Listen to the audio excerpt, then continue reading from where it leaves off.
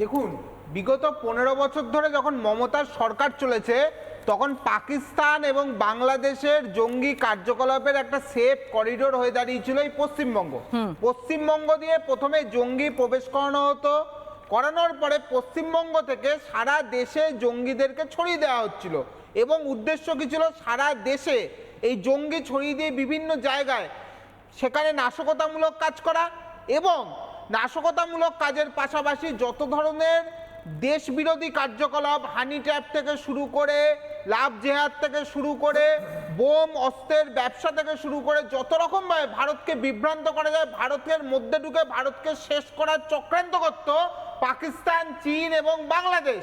কিন্তু বর্তমানে সরকার পরিবর্তন হওয়ার পরে পশ্চিমবঙ্গে আজকে রাষ্ট্রবাদী সরকার গঠন হয়েছে। পশ্চিমবঙ্গের মুখ্যমন্ত্রীর নাম আজকাল মমতা বন্দ্যোপাধ্যায় নয়, পশ্চিমবঙ্গের মুখ্যমন্ত্রীর নাম মাননীয় শুভেন্দু অধিকারী। আজকে বর্ডারে কাটা তার লাগছে, ফলে আর জঙ্গিরা অনুপ্রবেশ করে রোহিঙ্গারা অনুপ্রবেশ করে এই পশ্চিমবঙ্গে ঢুকতে পারছে না, পশ্চিমবঙ্গ থেকে সারা দেশে ছড়িয়ে পড়তে পারছে না। তাই জন্য আজকে পাকিস্তানের জঙ্গিরা এই পশ্চিমবঙ্গে দাঁড়িয়ে চেষ্টা করছে এই বাংলার মুখ্যমন্ত্রীর ওপরে ক্ষতি করার। কিন্তু যে পাকিস্তান মনে করছে ভারতের ক্ষতি করবে, কিন্তু তারা কি এটা জানে না যে কেন্দ্র এবং রাজ্য তারা যৌথভাবে কাজ করছে?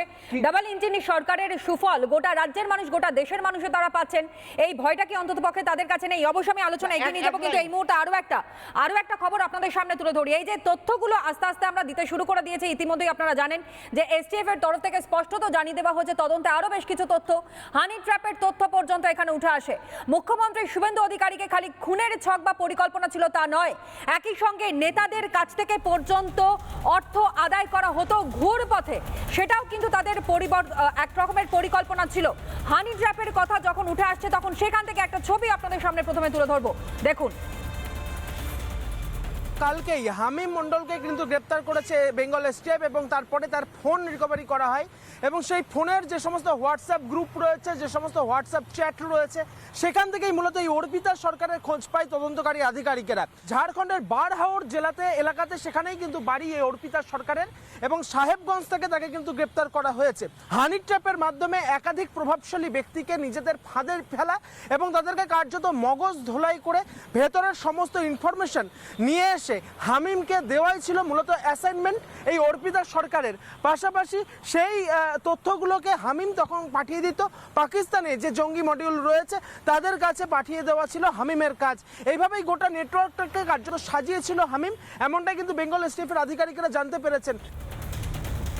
নজরুল সাহেবের কাছে আসবে এখান থেকেই। কার্যত হানি ট্র্যাপের মধ্য দিয়ে কোথাও না কোথাও গিয়ে অর্থ কালেক্ট করাটাও পরিকল্পনা ছিল এই সকল জঙ্গিদের, কারণ এরা স্লিপার সেল হিসেবে কাজ করছিল। আলাদা করে তারা কি কোনো মডিউল করতে চাইছিল বলে আপনার মনে হয়, নাকি ওই মডিউলের কাজ করছে কিন্তু অর্থটা এখান থেকে জোগাড় করা হচ্ছিল যেইটা তারা বাইরে পাঠাচ্ছিল? দেখুন, আমি ব্যক্তিগতভাবে মনে করি যে হানি ট্র্যাপটা ওই টাকা আদায়ের জন্য নয়, আচ্ছা, খবর জোগাড় করার জন্যে এবং বিশিষ্ট ব্যক্তিদের ক্ষতি করার জন্য।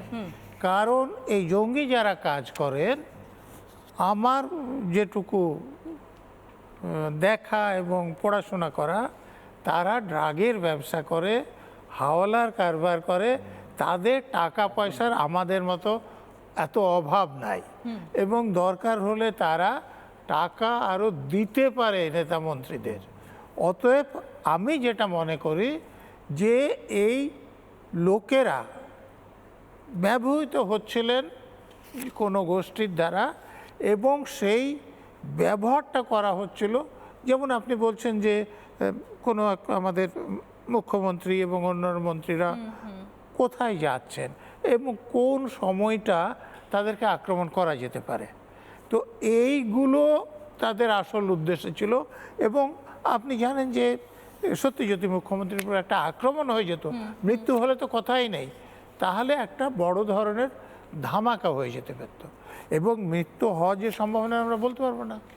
আমরা তো ইন্দিরা গান্ধীর কথা ছেড়ে দেন, রাজীব গান্ধীর কথা আমরা দেখেছি এবং যারা আক্রমণ করেছিলেন তারা তো রাজীব গান্ধীকে স্টাডি করার পর যে তিনি লোকজনের মধ্যে ঢুকে যান বা সিকিউরিটি ছেড়ে, হ্যাঁ, তো সেটা না জানলে ওই সময় তাকে প্রণাম করে গুলি করতে হবে এটা জানা যেত না। তেমনি শুভেন্দু অধিকারীর স্বভাব, তাদেরকে জানতে হবে কোন সময়ে তাকে আক্রমণ করা সম্ভব, কোন সময় নয়।